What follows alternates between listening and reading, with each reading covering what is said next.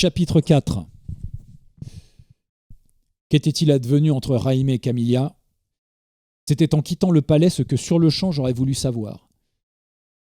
Sans doute cette petite foule aurait pu me donner des explications, mais elles auraient été fausses de quelque manière. J'étais sorti sans m'être approché de Raimé, qui pourtant avait dû m'apercevoir, mais qui, emporté par la passion, ne se souciait sans doute aucunement de mon opinion. Il ne me restait que Camilla pour apprendre au moins la moitié de la vérité. Bien que craignant d'être soudain devenu pour elle un étranger, je vins chez elle le lendemain. Elle ne voulut pas me recevoir, mais ses sœurs m'accueillirent avec empressement. Je pris à part Isabelle. Celle-ci, avant que je pusse lui poser des questions, m'interrogea sur ce qui s'était passé au palais. Les cousins racontaient que Camilla avait été insultée par le protecteur, et ils manifestaient la plus grande colère et un désir de vengeance certain. Mais elle n'avait pas saisi en quoi avait précisément consisté l'insulte. Avec moi, elle allait enfin savoir à quoi s'en tenir. Enfin, que lui a-t-il dit, Felipe ? Était-ce vrai qu'il lui a dit que la Conchita était plus honnête femme qu'elle ? Isabelle avait horreur de l'événement, mais aussi de sa curiosité à l'égard de l'événement, car cette curiosité ne pouvait être qu'indiscrétion à l'égard de sa sœur. Non, il n'a pas dit ça. Je lui fis un récit exact, c'est-à-dire décevant par sa sobriété. Elle hocha la tête. J'essayais de conclure. J'ai eu l'impression que toute cette mise en scène était faite à cause des mots que Camilla aurait eus auparavant contre Concepción, au cours d'une dispute avec Raimé, qui sans doute se serait terminée en rupture. Mais en même temps, il n'y avait pas de préméditation précise contre elle, puisqu'il a eu l'air tout à fait surpris de la voir au palais. Mais en effet, c'est elle qui a voulu y aller. Elle n'était pas invitée, et elle a obligé ses cousins à l'accompagner. Il y a eu une scène ici. Mais savait-elle ce qui allait se passer ? Isabelle eut un moment d'hésitation. Je m'efforçais de prendre un air indifférent qui la fit sourire. Elle reprit. Elle avait reçu un billet qui l'avait bouleversée, et c'est après cela qu'elle avait décidé d'aller au palais. Je ne sais de qui était le billet. Vous croyez qu'elle a su que Concepción serait exhibée comme elle l'a été ? Elle fit un geste d'incertitude, mais je vis qu'elle le croyait. Camilla avait donc agi par curiosité jalouse. Interroger davantage devenait difficile. La bouche un peu crispée, Isabelle s'était mise à rêver. Il était clair qu'elle se laissait aller à regarder devant moi ce qui s'était déroulé entre Raimé et Camilla, qu'elle savait, qu'elle ne voulait pas me dire, mais que peut-être à la longue, elle me laisserait deviner. Comment l'avait-elle su ? Je ne pouvais croire que Camilla lui en eût fait la confidence. Avait-elle épié Camilla ? Ou bien y avait-il eu de tels éclats dans la maison ? En tout cas, j'étais bien résolu, en ne la pressant d'aucune question, à la punir de la façon dont elle suspendait ma curiosité. Sans doute, repris-je d'un air léger, nous ne comprendrons jamais rien à tout cela. Et je n'en dirai jamais un mot à Raimé. Quoi, vous ne lui en avez pas parlé ? S'exclama-t-elle d'un air déçu. Je vis qu'elle attendait de moi les renseignements sur Raimé qui, sans doute, manquaient chez les Bustamante. J'allais répondre naïvement que je n'avais pas même cherché à le voir seul. Mais je vis que pour obtenir mes confidences, elle me ferait les siennes. Donc je hochai la tête d'un air énigmatique. J'ajoutai avec une sincère inquiétude « Qu'adviendrait-il de tout cela ? Maintenant, Raimé est à couteau tiré avec les grands. Il les hait autant qu'ils le haïssent. Il y aura du sang. Mes cousins sont fous. En revenant du palais, ils voulaient quitter la Paz et... » Elle sembla regretter d'en avoir tant dit.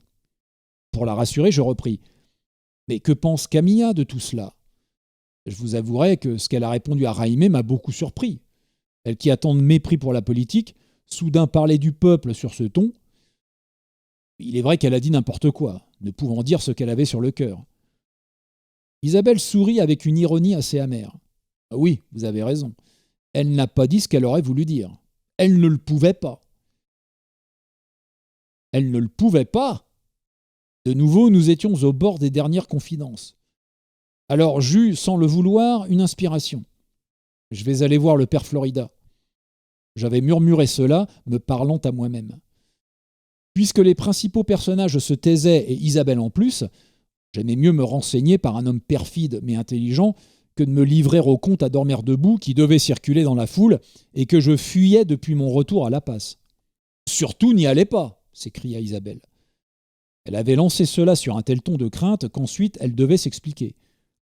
Bah, je suis habitué à ses ruses. C'est à cause de lui que tout est arrivé. Ayant dit cela, Isabelle me regarda avec reproche, comme si je l'avais obligée, par mes manœuvres, à cette indication capitale.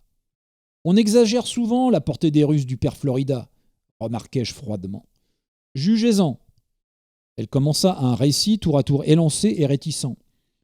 D'abord, c'était vous qui aviez rapproché Jaime et Camilla. Or, le père Florida est terriblement jaloux de vous. Non. Vous n'allez pas me dire que vous ne le saviez pas. Le savais-je ? Je l'avais peut-être autrefois pressenti. Je l'avais depuis longtemps oublié, n'ayant guère pensé au père Florida dans ces derniers mois. Il est jaloux de l'influence que vous avez sur Jaime d'abord, sur Camilla ensuite. La réunion par vos soins de ces deux personnes lui a paru la fin de tout. Votre départ lui a redonné tous les espoirs. Il est venu ici plusieurs fois. Mais je croyais que Camilla n'aimait guère le recevoir. Elle hésita une seconde. Il lui a dit qu'elle devait épouser Jaime. Plus que du dégoût, je ressentais de l'ennui. Il est plus ennuyeux que dégoûtant de voir les rares beaux mouvements de la vie gâtés par de si laborieuses subversions. Je voyais bien aussitôt le plan du jésuite et son intérêt politique. Mais il s'agissait entre Jaime et Camilla de quelque chose de plus profond que la politique, ou plutôt de cette politique profonde et rare qui rejoint la poésie, la musique, et qui sait, peut-être la haute religion. Oui, jetai-je d'un air dédaigneux. Florida voulait rapprocher Jaime des grands en le compromettant dans l'une de leurs familles. Isabelle trouva que j'affectais l'indifférence. Il voulait aussi arracher Jaime à l'influence de Conchita, ajouta-t-elle à demi sérieusement. Sans y faire attention, je poursuivis. Bah, mais dans votre famille, il y a le docteur Belmez, qui a une toute autre politique.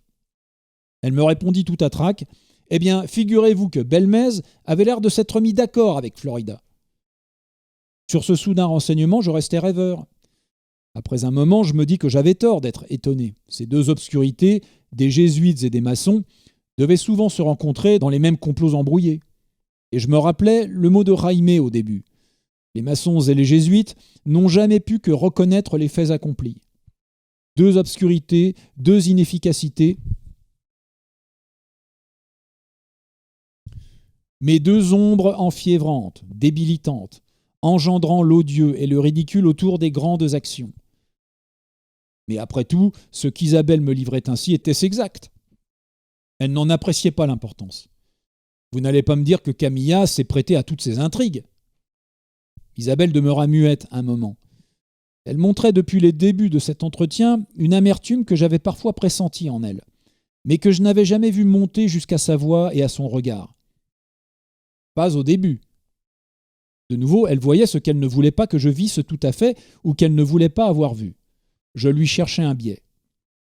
Je suppose que Jaime, lui, a deviné ces intrigues, ou en a été averti et qu'il en a pris ombrage. Mais cela ne m'explique pas la scène du palais. Sans doute a-t-il voulu se rappeler seulement ce qui avait été fait ou dit contre Concepcion. J'ajoutai à part moi, la déception éprouvée auprès de Camilla l'a rejetée sur Concepcion et il a voulu la venger de ce qu'il avait commencé à faire contre elle. Isabelle demeura muette. Je fus soudain écœuré de cette extorsion de confidences à laquelle j'avais glissé et je pris le parti de m'en aller. Sans doute la réflexion me donnerait-elle les dernières clés. Et comme je me levais, Camilla entra. Elle eut un mouvement de mécontentement en nous surprenant tous les deux, devinant dans quelle confidence nous étions. Mais si elle était venue chez sa sœur, c'était parce qu'elle savait que j'y étais. Elle avait fini par céder à la tentation de me voir. Avec son jeu large, elle l'avoua aussitôt franchement. « Felipe, je regrettais de ne pas vous avoir reçu. Pardonnez-moi. J'allais vous faire demander. Venez chez moi. Isabelle, excuse-moi, j'ai grand besoin de lui. » Isabelle s'inclina selon son habitude, et je me retrouvai dans le salon suspendu sur le précipice, où je n'étais pas venu depuis longtemps, et où la vie avait suivi son cours irréparable. Le grand piano était là, muet, et mornes étaient les fleurs sur les tables, entre les livres. Camilla ne dissimulait pas une profonde détresse. Elle la montrait avec une noble tranquillité. Elle m'avait prié de m'asseoir, puis elle était restée muette, presque stupide. Ses traits étaient un peu creusés. Sa pâleur avait de moins chauds reflets. Après un long moment, je me décidai à lui dire « Ai-je eu tort de vous faire connaître l'homme le plus vivant de ce pays ?» Elle eut un sursaut, suivi d'un gémissement. « Non, Felipe, non. » Puis elle pleura. « Camilla, je ne sais rien de ce qui est arrivé, mais je puis vous dire une chose, c'est que si vous vous êtes seulement montré à Jaime tel que vous êtes, il n'a pu que vous aimer. » Je me mordis les lèvres. J'admettais un peu cavalièrement que Camilla était amoureuse et que peut-être Jaime avait repoussé son amour. Mon instinct avait parlé un peu vite, mais elle ne s'en offusqua ni le daigna. Elle se mit à me considérer comme si elle ne m'avait jamais vu, ou n'avait jamais songé à me regarder. « Felipe, comme vous aimez Jaime !»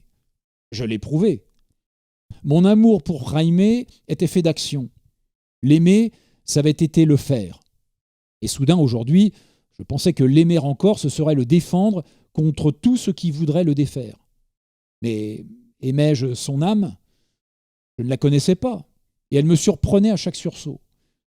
Mon action avait aimé son action, comme entre deux amants la passion aime la passion. Mais lui êtes-vous dévoué jusqu'à la mort ? Je suis lié à lui dans la vie et dans la mort. Je pensais à Don Benito.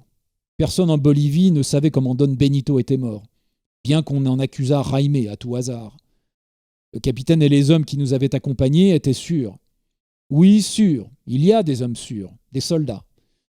Agreda ignorait la trahison comme une complication de civil. Alors je ne puis vous parler, puisque vous seriez obligé de tout lui répéter. Jaime m'en voudrait à mort de ne pas respecter auprès de lui les secrets d'un cœur, du moins d'un cœur tel que le vôtre.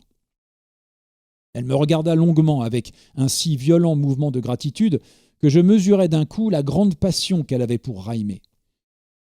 Je vais faire une chose insensée, Felipe. Je vais vous faire une confidence qu'une femme ne devrait faire à aucun homme, pas même à celui qu'elle aime, plus que tout, et pas même à son confesseur, surtout pas à lui. Prenez garde, Camilla. Attendez, remettez cela à plus tard. Vous êtes sous le coup de l'émotion d'hier. Je tiens à votre amitié, et je ne voudrais pas que, par la suite, devenu le réceptacle d'un secret, vous m'évitiez avec horreur. Non, ne craignez rien, Felipe. Je ne serai jamais lâche. Mais il n'y a qu'un homme et un homme qui aime Jaime qui puisse m'expliquer quelque chose d'affreux que je ne comprends pas. Et cela me tue. De nouveau, Camilla pleurait. Elle sanglotait. Cela me donnait un répit dont je ne me plaignais pas. Après votre départ, commença-t-elle brusquement, nous avons eu quelques jours seulement, mais pour lesquels je donnerai toute ma vie. J'ai su depuis que les êtres les mieux doués n'ont ainsi qu'un étroit refuge au milieu de la vie. Jaime, en un moment, me donna tout ce que j'avais rêvé, et bien plus. Il se confia à moi. Il se livra à moi. Il me dit tout ce qu'il avait dans son âme. Il ne l'avait jamais dit à personne et ne se l'était jamais dit à lui-même. Le soir, il se jeta à genoux et me dit que c'était grâce à moi qu'il se connaissait, qu'il se découvrait. Il était hors de lui. Elle s'arrêta, étouffée par le souvenir et suffoquée. Je me représentais la scène à l'endroit même où elle avait eu lieu. La force de présence était terrible pour moi, comme pour elle. Il était bouleversé par la force qui soudain l'avait fait parler, et il me dit qu'il m'aimait. Moi-même, je l'aimais depuis le premier jour, Felipe, et j'étais émerveillé de la simplicité, de la générosité de son cœur. Je ne pouvais que lui répondre que mon cœur était entièrement à lui. Les 2 jours suivants, nous vécûmes dans... J'écoutais avec toute la sensibilité et la religion de mon être. Tout cela était vrai. Et en tout cas, cela avait été. Après tout, peu importe la suite, les noces des humains ne durent qu'un éclair, comme celles des animaux et des dieux. Mais ensuite, arrêtez-vous un peu, Camilla, m'écriai-je. Vous savez bien que ce qui compte, c'est ce que vous venez de me dire. Quoi qu'il arrive ensuite, vous êtes tous deux à jamais bénis, vous avez été l'un à l'autre. Ah, Felipe ! Une terrible convulsion la secouait. Quelques regrets ou quelques remords la déchiraient. Elle me regarda de nouveau comme si elle me découvrait et me dit avec lenteur, en me tutoyant soudain, « C'est ici que je me livre à toi, Felipe, parce que je sais que tu es à lui. Ah, je t'envie d'être à lui ainsi. Sais-tu pourquoi je vais te parler ? Elle me jetait un regard profond qui ne concernait plus que moi. Parce que le père Florida m'a dit qu'il était sûr que tu as tué Don Benito par amour de Jaime. Un abominable frisson me parcourut. Le père Florida avait touché mon âme avec sa main obscène. Je me jurais sa mort. Et en attendant, j'en voulais terriblement à Camilla. Elle le vit, mais elle était emportée. Ce que tu as fait là, c'est ce que j'aurais voulu faire moi-même, dit-elle, avec une passion qui aussitôt me réconcilia avec elle. Eh bien, Felipe, ces premiers jours, Jaime ne m'avait pas touché. Tu comprends, notre amour était si fort. Elle se tut encore un long moment. Elle ne pleurait plus. Ses yeux étaient desséchés maintenant. Dès lors, pour moi, elle avait tout dit. Je croyais bien deviner ce qui s'était passé. Dans une vive illumination, je me dis à moi-même « Ah, si je connais bien l'âme de Jaime, puisque je devine tout, hélas !» Mon expression avertie n'échappa pas à Camilla, qui, me saisissant le bras, s'écria avec rage « Tu as l'air de comprendre déjà ce que je ne t'ai pas encore dit. On peut donc si aisément comprendre ce que je ne comprends pas ?» Je baissai la tête.